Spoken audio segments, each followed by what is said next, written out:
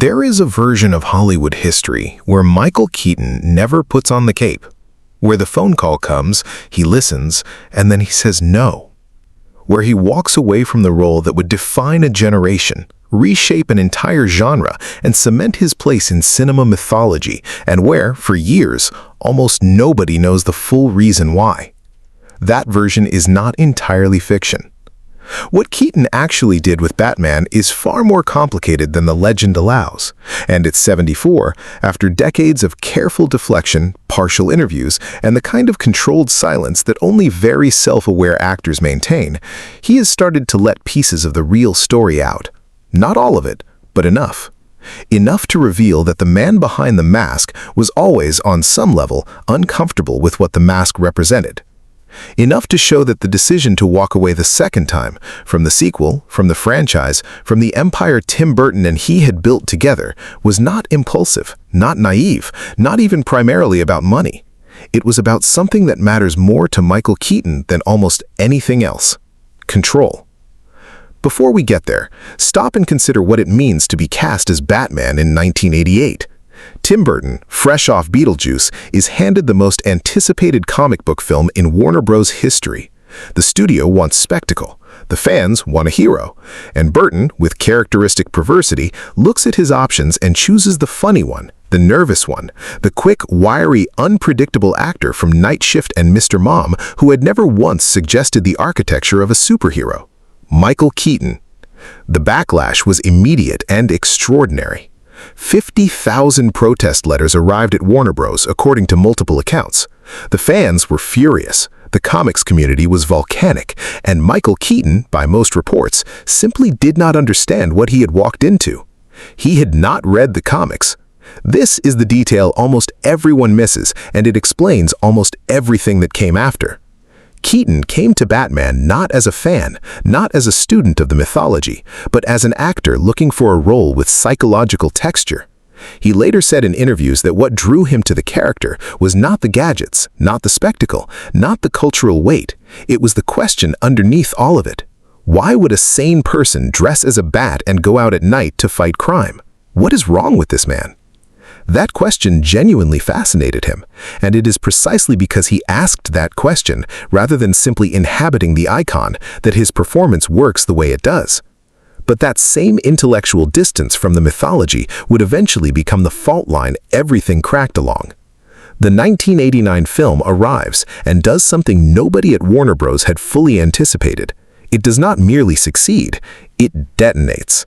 Batman earns $411 million at the worldwide box office. It reshapes merchandising, soundtrack albums, costume culture, and the very architecture of summer blockbusters. Keaton's Bruce Wayne, quiet, strange, slightly absent, as though always listening to a conversation happening just out of earshot, becomes iconic not despite its strangeness, but because of it. He is not what anyone expected, and that is why it works. The sequel is announced almost immediately. Here is where the first fracture appears. Batman Returns in 1992 is, by any fair reading, a darker, stranger, more personal film than its predecessor.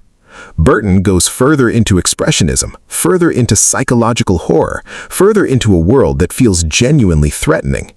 Keaton's Bruce Wayne becomes even more interior, even more damaged, even more clearly a man performing normalcy as a survival skill.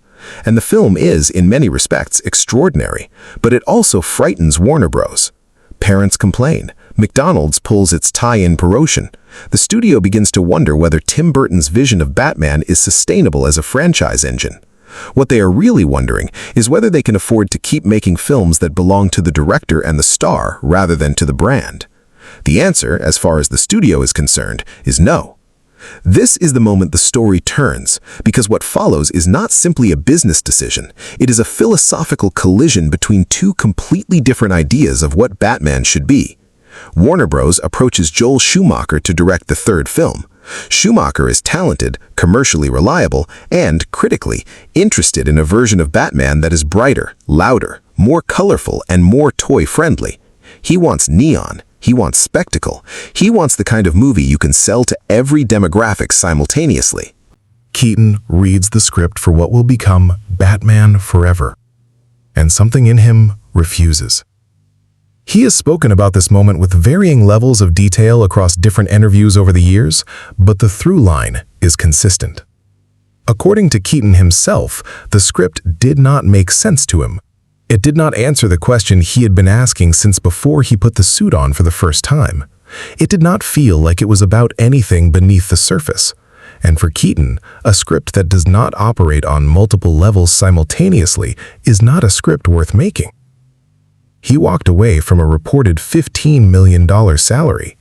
He walked away from the most commercially dominant film franchise of its era. He walked away cleanly. Val Kilmer put on the cape. Jim Carrey and Tommy Lee Jones joined him. The film made money. It was not Batman. Not the way 1989 was Batman. Now, look at this from a different angle. What Keaton gave up is almost impossible to overstate in conventional Hollywood terms. The franchise that he helped build went on to generate hundreds of millions of dollars. The cultural conversation around superhero cinema that he helped initiate would eventually produce the Marvel Cinematic Universe, the DC Extended Universe, and a global entertainment infrastructure worth billions. By the time Christian Bale was doing press for The Dark Knight in 2008, the psychological depth Bale and Christopher Nolan were celebrated for bringing to Bruce Wayne was in many ways a direct inheritance from what Keaton and Burton had established in 1989. He planted a seed. He walked away before it became a forest. And he never, until relatively recently, seemed particularly troubled by that choice. But here is the more interesting question. Why did he do it? Not in the transactional sense. We know he found the script inadequate. The deeper question is what kind of man walks away from $15 million and franchise immortality because the creative direction has shifted? What does that tell us about who Michael Keaton actually is beneath the public persona? The answer, assembled carefully from decades of interviews and the testimony of people who have worked with him, points towards something both admirable and costly. Keaton is constitutionally allergic to inauthenticity. Not as a performance, not as a brand. It seems to be something closer to an involuntary reflex. When a project stops feeling true to him, when it becomes more about external machinery than internal truth, something in him simply disconnects. He cannot fake it. He will not. That quality made him extraordinary in his best work. It also made certain choices inevitable. There's a long middle chapter in Michael Keaton's career that the mythology of Batman tends to obscure. After walking away from the franchise in 1993, he continued working steadily, choosing projects that interested him, turning down projects that did not. The Paper in 1994, Multiplicity in 1996, Jackie Brown in 1997 in a small but potent role for Quentin Tarantino, Out of Sight in 1998. None of these were franchise anchors, none generated the cultural volume of Batman. And the industry, with its characteristic short memory, began to categorize Keaton as someone whose moment had passed. This is where the Hollywood mythology machine does something genuinely cruel. The industry has a specific punishment for actors who choose integrity over scale. It does not blacklist them, it does something subtler. It simply stops calling with the large offers and begins calling with smaller ones, and then it watches to see whether the actor flinches. Some do. They return to franchises, accept roles beneath their ability, make the commercially motivated choices they once refused, and are rewarded with a kind of visibility that looks like a comeback but functions more like surrender. Keaton did not flinch, not obviously, not publicly, but by his own later admission, the years between the mid-1990s and his genuine resurgence in Birdman in 2014 contained real professional pain. He has described periods of questioning whether his instincts were right, whether the choices that felt most honest were actually most strategic, whether walking away from Batman had been principle or pride. That is the question worth sitting with. Because Birdman arrives in 2014 and does something almost surgically precise to Michael Keaton's public identity. The film, directed by Alejandro González Iñárritu, is about a faded superhero actor named Regan Thompson, who is desperately trying to be taken seriously as an artist.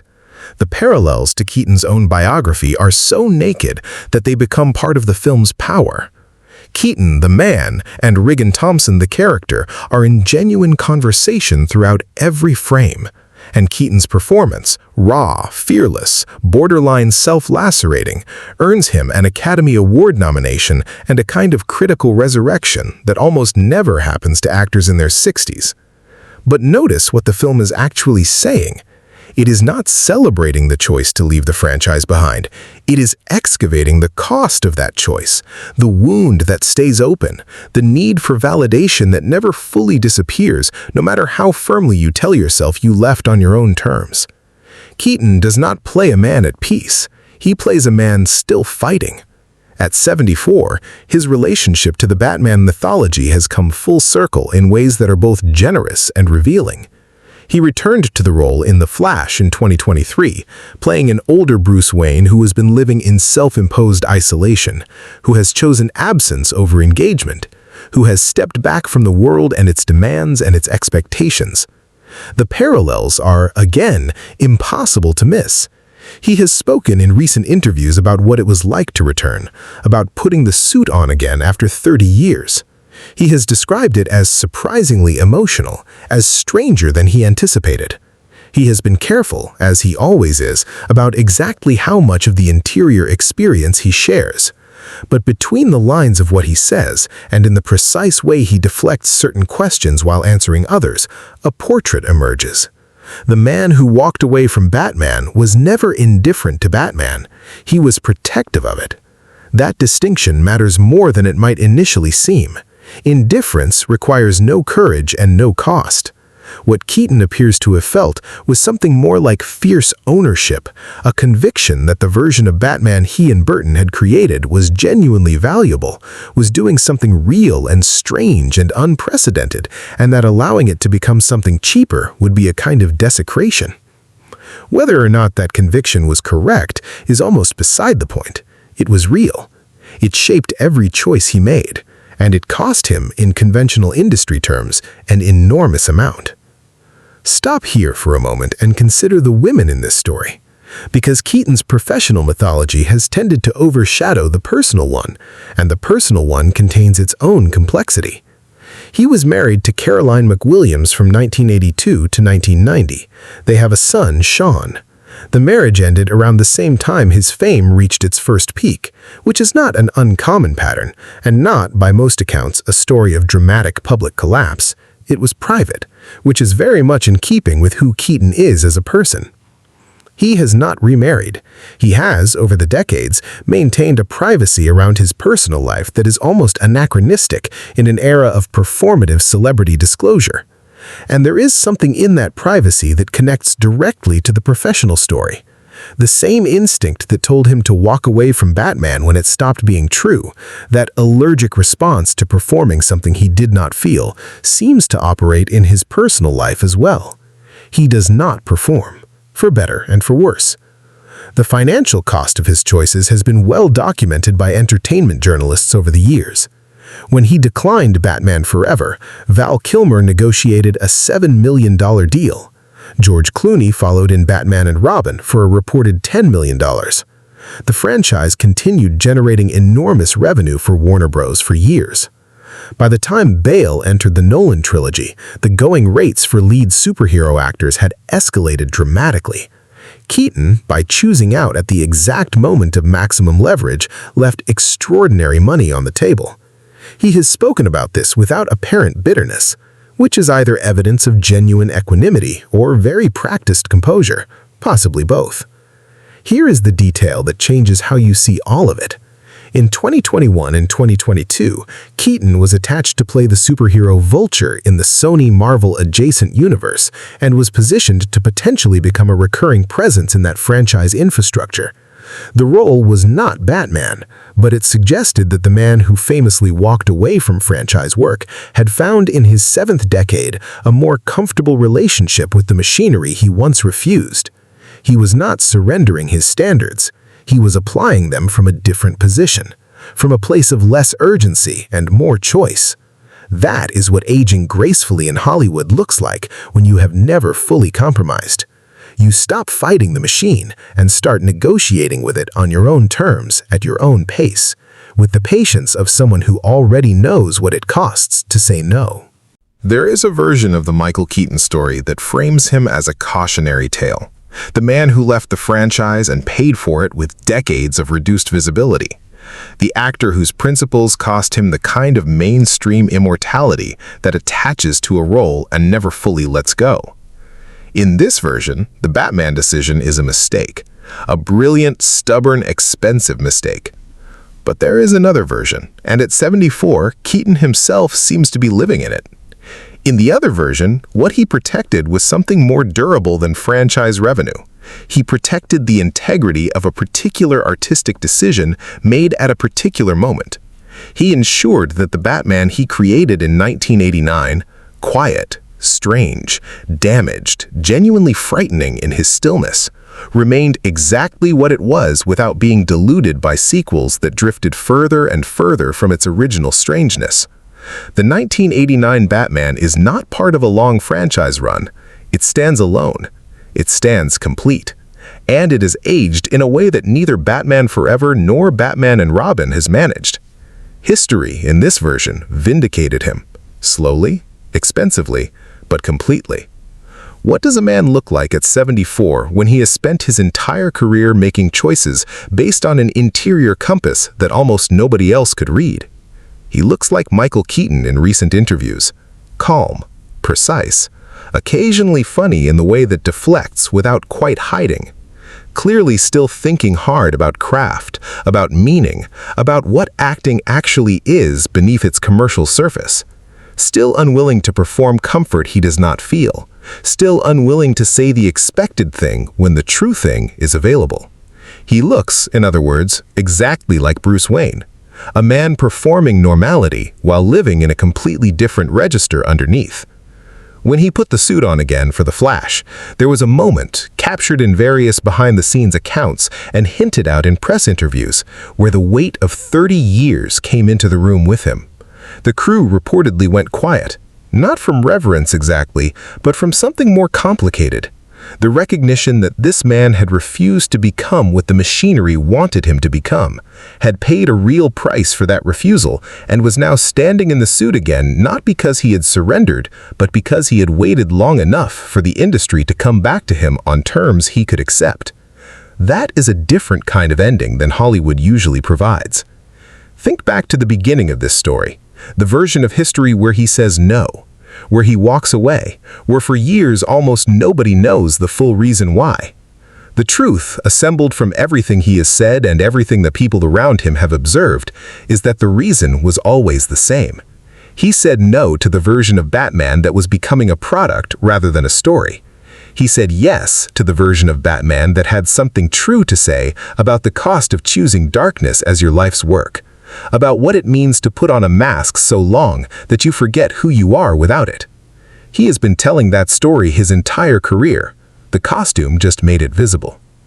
What Michael Keaton's choices ultimately reveal is not a cautionary tale and not a simple triumph.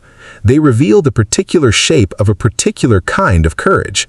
The kind that does not photograph well, does not generate box office returns in the short term, and does not earn you headlines until decades later when the industry finally catches up with what you already understood.